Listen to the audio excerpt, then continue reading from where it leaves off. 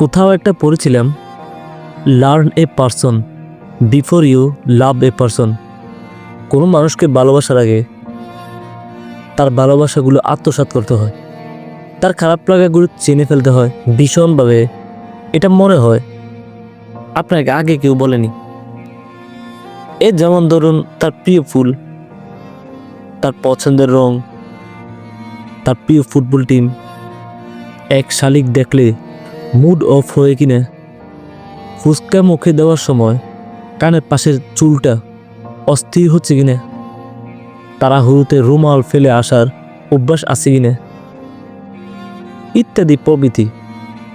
ব্যাপারগুলো খুবই সামান্য, তবুও তার কাছে এক আকাশ সমান। আমাদের জানতে হয় ঠিক কোন মুহূর্তে তার হাতের আঙ্গুলগুলো শক্ত করে ধরে রাখা উচিত, কপালে উষ্ণ ঠোঁট ছুঁইয়ে বলা উচিত, আরও একবার চেষ্টা করি।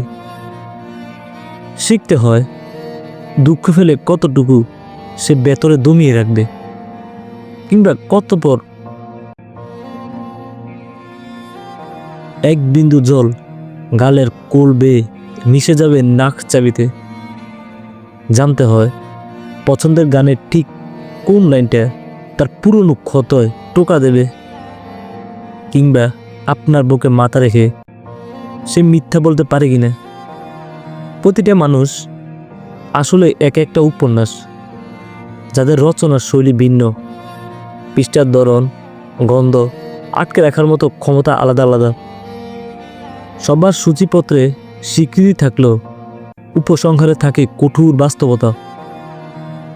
তাই প্রেমিক হওয়ার আগে আপনাকে ভালো পাঠক হতে হবে, সামনে মানুষটাকে পড়তে জানতে হবে।